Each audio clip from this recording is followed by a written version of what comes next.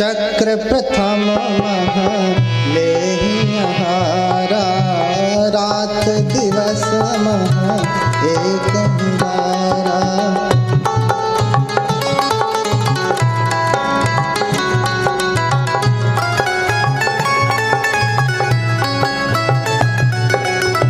चक्र अपर मह दुई दिन माही, एक ही बार तपोधर खाही।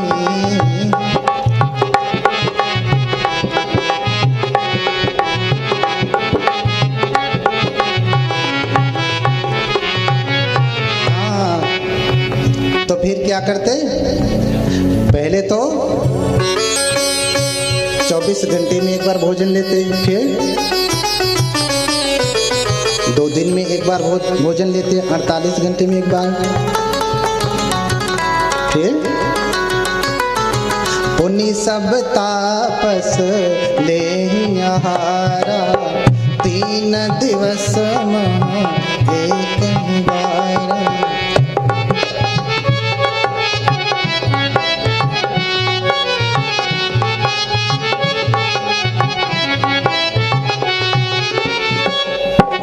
फिर क्या करते?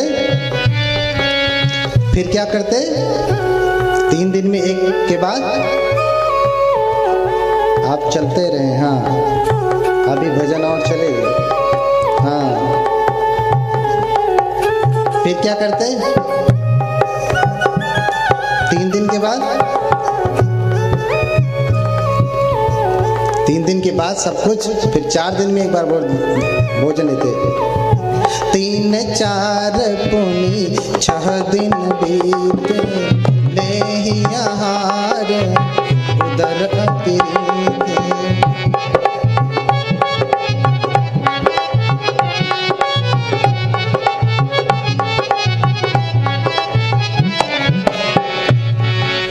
हाँ, इस प्रकार से कठोर तप करने लगते कि पहले तो 24 घंटे में एक बार, फिर 48 घंटे में एक बार, फिर 3 दिन में एक बार, फिर 4 5 6 7, इतना जो है तप करने लगते।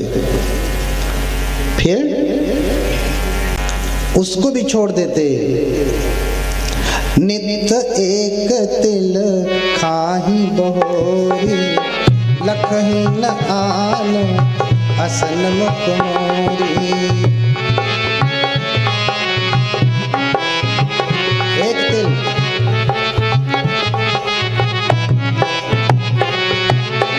प्रतिदिन एक ही चनक चबाई, लखही न को मुनि सो मुनि राय।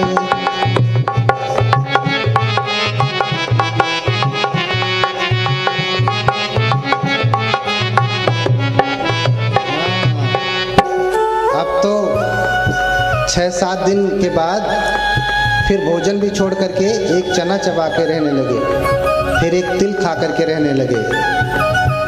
हाँ, फिर क्या करते थे? अन्नाहार अवधि कर पारा, फलाहार व्रत उदकट धारा।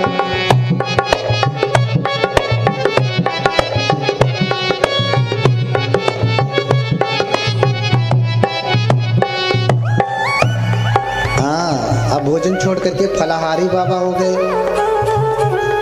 हाँ,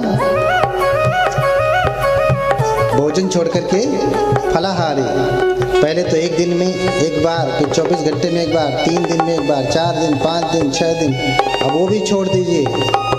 एक चना खा के रहने लगे, फिर एक तिल खा करके रहने लगे, और सोचते हैं कि कोई पराशक्ति है, कोई आदि शक्ति है जो प्रकट होगी और हमारा उद्धार करेगी।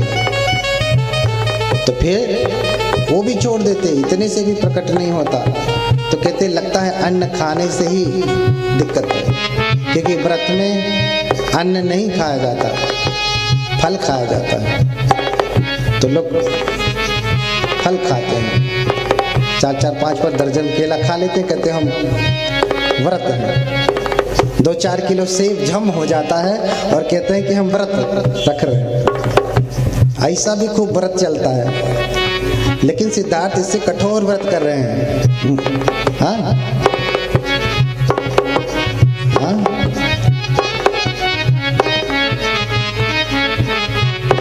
वो एक ही फल खाते हैं,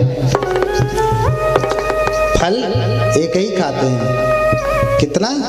कछु दिन आम कछु दिन छेमी, नित एक फल लेहिं दोई।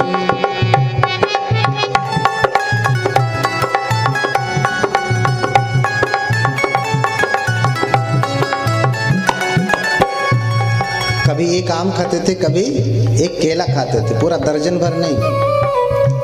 ये नहीं कि एक आध पसेरी आम ले लिया, चलो आम का रस निकाल लेते हैं, पन्ना बना लेते हैं, जूस बना लेते हैं, खूब पीते हैं। हाँ, इतना कठोर तप कर रहे हैं, लेकिन फिर भी कोई आदि शक्ति उनको मिलने नहीं आई, कोई अलौकिक शक्ति मिलने नहीं आई।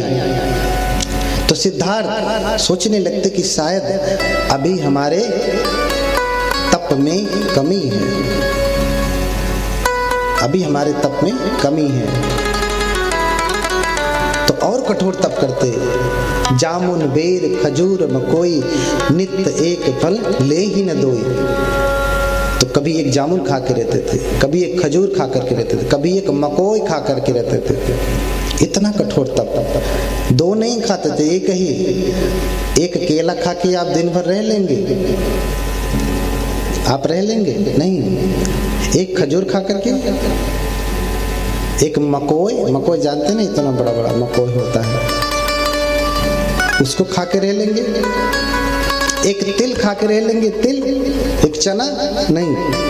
इतना कठोर तप है, फिर भी कह रहे हैं कि हो सकता है कि तप अभी कमजोर है, थोड़ा और कठोर तप करना पड़ेगा, तब कोई अलौकिक शक्ति प्रकट होगी और हमें ज्ञान दे देगी। इसलिए कठोर तप में लगे रहें। और कुछ छोड़ते हैं, फिर फलहार को छोड़ देते। फलाहार व्रत उठगत धारा, फलहार को छोड़ करके फिर से अब वो हवा पी करके रहने लगे। फलाहार को छोड़ करके पानी पी के रहने लगे, फिर हवा पी के रहने लगे। ठीक है कि चलो हो सकता है अब कोई पराशक्ति हमारे ऊपर प्रसन्न हो जाए तो हमें ज्ञान दे दे, लेकिन कोई शक्ति प्रसन्न नहीं हो रही। शरीर सूखता जा रहा है, सूखता जा रहा है, इतना सूख गया। ये सब करते करते करते एक जो है 5 वर्ष 8 महीने बीत गए, पूरा शरीर सूख गया। ये सब करते करते इतना कठोर तप किया। फल वल छोड़ करके पानी पी के रहने लगे। फिर लगा कि पानी ज़्यादा हो रहा है तो फिर हवा पी के रहने लगे। हवा पी के आप कितने दिन तक रह सकते हैं? हवा तो 24 घंटा पी ही रहे हैं। हाँ, जरूरत लगे तो एक आध बोरा हवा और भी दे दिया जाए, या पंखा लगा दिया जाए, खूब बकायदे खींचिए हवा, देखिए कितना पेट भरता है। लेकिन हवा पी करके रहने लगे कि अब कोई जो है शक्ति आकर के प्रकट होगी और हमें आशीर्वाद देगी, ज्ञान प्राप्त हो जाएगा। लेकिन नहीं, इस प्रकार से तप करते करते जो 5 तपस्वी थे, भद्दी असजी कौंडिन्य महानाम वक्र, ये पहले तो गुरु थे, बाद में एक साथ बैठ करके सिद्धार्थ के साथ तप कर रहे हैं। लेकिन तप इतना कठोर होता जा रहा है, ये 5 तपस्वी फिर साथ छोड़ करके भागने लगते। देखी विकट तप धीरज भंगा, पंच तपी छक छारिणी संगा। उनका कठोर तप देख करके 5 तपस्वी छोड़ के भाग गए। हमसे भैया नहीं होगा, आप ही करो, ज्ञान मिल जाए तो हम यहाँ के बताना, है ना। जब कष्ट होता है, संकट में कोई होता है तो भैया आप करो, जब आपको मिल जाए तो हमें भी बता देना, हम तो चलते हैं। कथा लग रही है, आप लगाइए, हम आपके साथ हैं, लेकिन आराम से घर बैठ करके मजा ले रहे हैं। हाँ, चलो हम साथ हैं, जब लग जाएगी तो बताना भैया, हम आएंगे। लेकिन घर बैठ करके आराम कर रहे हैं। तो ऐसे लोग होते हैं, कुछ दूर रास्ते पे चलते हैं, लेकिन जब विकट संकट आता है तो छोड़ के भाग लेते हैं, और जब लाभ हो जाता तो उसके भागीदार होने लगते हैं कि हम भी तो थे, आप हमें भूल गए, हम इतना आपके साथ तब कर रहे थे।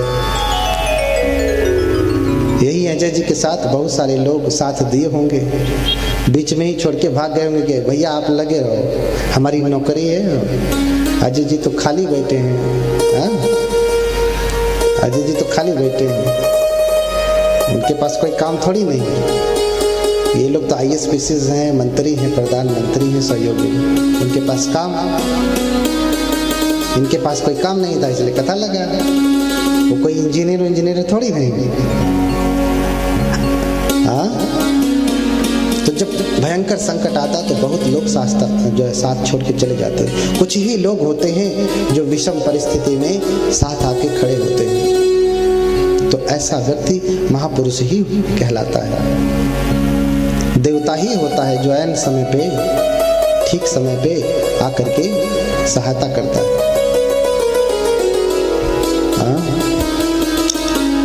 तो देख विकट तप धीरज भंगा, पंच तपे छक छारेनी संगा, तजहि न गौतम निज तप घोरा, अटल रहे संकल्प कठोरा। अपने संकल्प पे अडिग रहे कि चाहे कोई भागे चाहे कोई रहे, मैं तो ज्ञान प्राप्ति किए बिना तप नहीं त्यागूंगा। लेकिन तप करते करते करते शरीर सूख गया।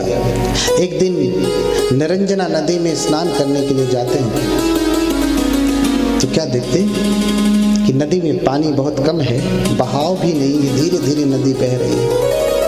तो जैसे पानी के ऊपर पत्ता गिर जाए तो पत्ता बहने लगता है, ऐसे ही सिद्धार्थ गौतम जब नदी में उतरे तो पत्ता जैसे बहता है वो भी बहने लगे। क्यों? क्योंकि शरीर में शक्ति नहीं है। हाँ, हाड़ मांस खर ताप सुखाने, रक्त मांस खर ताप सुखाने, हाड़ हाड़ सब देह लखाने। उनका रक्त मांस मज्जा सब कुछ सूख गया, सिर्फ बचा क्या? हड्डियां, हाड़। ऐसे पेट को छूते थे तो रीढ़ की हड्डी पकड़ में आती थी, पेट को छूते थे तो रीढ़ की हड्डी पकड़ में आती थी। इतना शरीर सूख गया। अब शरीर में शक्ति नहीं, नहाने गए, पानी का बहाव भी तेज नहीं, फिर भी बहते जा रहे हैं, जैसे पत्ता बहता जाता है, बहते जा रहे हैं, बहते जा रहे हैं। आगे जाकर के एक वृक्ष की टहनी लटकी हुई थी, उसे पकड़ करके बड़ी मुश्किल से बाहर निकलते हैं।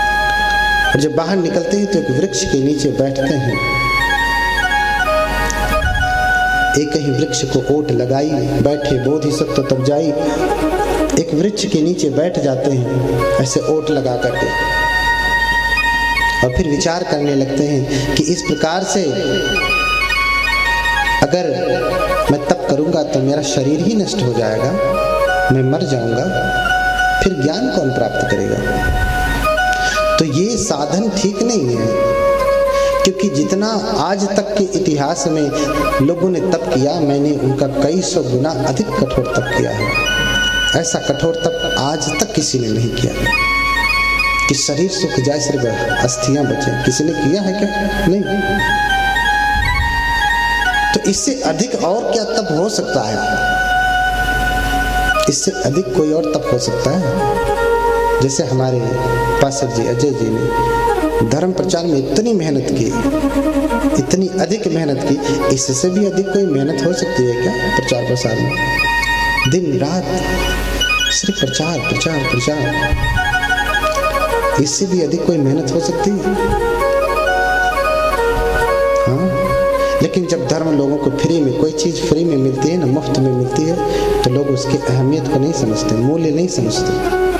खासकर अज्ञानी पुरुष नहीं समझता, अज्ञानी व्यक्ति नहीं समझता।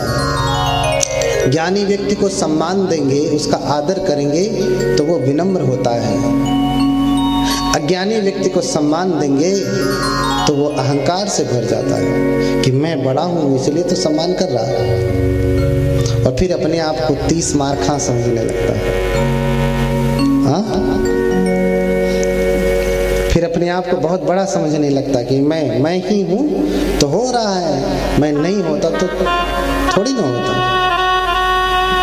करना है तो कर ले अपना अजय जी अकेले, हाँ कर ले। लेकिन ये उसके ज्ञान का, उसकी बुद्धि का परिचय दे रहा है मात्र कि वो है कैसा। वो अपने आप का परिचय दे रहा है, अपने व्यक्तित्व का परिचय दे रहा है कि उसका व्यक्तित्व कैसा है। इसलिए जितना कठोर तप करना था कर लिया, इससे अधिक नहीं किया जा सकता। इससे अधिक किया कि मेरे प्राण अब जा सकते हैं, और कोई ज्ञान प्राप्त नहीं हुआ, पता नहीं कब प्राप्त होगा भी कि नहीं। इसका मतलब कि ये मार्ग ठीक नहीं है। और फिर वृक्ष के नीचे ओट लगा के जब बैठते हैं तो उस समय सुजाता नाम की एक ग्वाले की लड़की, वो बहुत पहले ही जिस वृक्ष के नीचे वो ओट लगा के बैठे हैं, बरगद का है, उसने मनौती मांगा था कि अगर मुझे पहली बार में लड़का पैदा हुआ, पुत्र पैदा हुआ, तो मैं सोने के कटोरे में खीर चढ़ाऊंगी। होता भी ऐसा है, उसकी मनौती पूरी हो जाती है। पहली बार में उसको बेटा होता है, और जब बेटा होता है तो बहुत खुश होती, प्रसन्न होती। फिर अपनी दासी से कहती कि जा देख वो वृक्ष है कि भी सूख गया। दासी भागी भागी आती और देखती कि नहीं, वृक्ष अभी सूखा नहीं, अपितु वृक्ष के साथ साथ स्वयं वृक्ष के देवता भी बैठे हुए हैं। जाकर के अपनी मालकिन से कहती, आर्या, आर्या स्त्रीलिंग शब्द है। अभी किसी को कहें आर्या जी माने स्त्रीलिंग है, आर्य पुल्लिंग है। तो आर्या अक्सर मालकिन को कहा जाता है, आर्या मालकिन को कहा जाता है, स्वामिनी को कहा जाता है। हाँ, पाली में उसे अय्या कहते हैं, है ना। अब समझिए, अय्या माने स्वामिनी, भिक्षुनी नहीं होता। अय्या माने स्वामिनी, भिक्षुनी नहीं होता। इसलिए श्रीलंका में स्वामीन वहन से स्वामी कहते हैं भिक्षुओं को, मिहीन वहन से भिक्षुनियों को कहते हैं, है ना। स्वामी स्वामिनी, हाँ। अय्या आर्या, वृक्ष नहीं सूखा, अपितु वृक्ष के देवता स्वयं नीचे बैठे हुए हैं। तो सुजाता बड़ी प्रसन्न होती और खीर पकाती। खीर पकाने की विधि भी बहुत अद्भुत है। 1000 गौओं का दूध निकालती है और उससे खीर पकाती है। 1000 गौओं के दूध से कैसे खीर पकेगी? इसलिए 1000 गौओं का दूध 500 को पिलाती है। 500 गौओं का दूध फिर 250 को, 250 से 3 जो है 100 गौओं को पिलाती है। 100 से फिर 50, 50 से फिर 16, 16 से फिर 8 गौओं का दूध निकाल करके वो खीर बनाती है। और खीर सूखी होती है, जिसे आप पकाते हैं ना, आज कहते हैं खोआ या खोया। पकाने के बाद वो टाइट हो जाता है, पिंड हो जाता है। लेकर के जाती है सोने की कटोरी में, और सिद्धार्थ कुमार वहीं बैठे हैं ओट लगा करके, उनको देती है, चढ़ाती है। सिद्धार्थ कुमार कटोरे को पकड़ते हैं, लेकिन हाथ नीचे चला जाता है क्योंकि शक्ति नहीं है। इसलिए सुजाता कटोरा सामने रख देती है और फिर प्रणाम करके चली जाती है। कहती है जैसे मेरा मनोरथ पूरा हुआ वैसे आपका भी मनोरथ पूरा हो, आप जो ढूंढ रहे हैं वो आपको प्राप्त हो। अभी सिद्धार्थ कुमार सोचते हैं कि अगर मैं और तप किया तो मैं जीवित नहीं रहूंगा, अच्छा हो कि मैं मध्यम मार्ग अपनाऊं, शरीर भी जीवित रहे और इस शरीर से मैं धर्म की साधना करूं, उस परम ज्ञान को खोजूं, क्योंकि शरीर जीवित रहेगा तभी मैं ढूंढ पाऊंगा। इसलिए उस खीर को वो 49 कवल बनाते हैं, पिंड बनाते हैं, 49 पिंड बनाते हैं और फिर खा जाते हैं। 49 उनका 7 दिन का भोजन होता है, 7 सप्ताह का भोजन होता है, तो 7 सत्ते 49 ऐसा कहा। फिर वो एक एक करके 49 कबल को खा जाते हैं और फिर 49 दिन तक कोई भोजन नहीं करते हैं। इन्हीं 49 दिन में उनको बोधि प्राप्त होती है। भोजन करते हैं और फिर एक पीपल के वृक्ष के नीचे जाकर के तप करने की तैयारी करते हैं। तो विचार करते कि पूर्व के जो भी बुद्ध रहे हैं उन्होंने किस दिशा की तरफ मुख करके तप किया। तो पता चला कि उन्होंने पूर्व दिशा की तरफ मुख करके तप किया है, इसलिए वो भी पूर्व दिशा की तरफ मुख करके बैठ जाते, बैठ करके कठोर संकल्प करते कि इस स्थान पर बैठे बैठे चाहे कुछ भी हो जाए मैं ज्ञान प्राप्त करके उठूंगा। इसलिए प्रण करते इ आसने शुष्यतु मे शरीरम त्वगस्थि मनसं विलयं च यातु। कहा कि इस स्थान पर बैठे बैठे चाहे मेरा शरीर सूख क्यों ना जाए, त्वचा अस्थियां विलय को प्राप्त हो जाए, नष्ट हो जाए। इ आसने शुष्यतु मे शरीरम त्वगस्थि मनसं विलयं च यातु। अप्राप्य बोधिं बहुकल्प दुर्लभा नाह्यासनाद् गात्रमिदं चलिष्यति। जो बोधि अनंत कल्पों के लिए दुर्लभ है वो जब तक मुझे प्राप्त नहीं हो जाती तब तक मैं इस आसन से उठूंगा नहीं। चाहे शरीर सूख जाए, मांस सूख जाए, अस्थियां सूख जाए, सब कुछ सूख जाए, लेकिन जो बोधि जो ज्ञान दुर्लभ रहा है आज तक कोई प्राप्त नहीं कर पाया है, उस ज्ञान को प्राप्त किए बिना मेरा ये शरीर हिलेगा भी नहीं, मेरा शरीर हिलेगा भी नहीं। अब वही अधिष्ठान करके बैठते हैं और तप करने लगते हैं। तो 48 दिन के बाद उनको 49वें दिन में ज्ञान प्राप्त हो जाता है। 49वां दिन बहुत ही महत्वपूर्ण है। तो 49 को अगर हम सप्ताह में बांटें तो 7 सप्ताह में तप करते हैं। पहला सप्ताह कैसे बीतता है, दूसरा कैसे बीतता है, तीसरा कैसे बीतता है, ये सबका भी वर्णन है। जब ज्ञान प्राप्त होता है तो वो बुद्ध हो जाते हैं।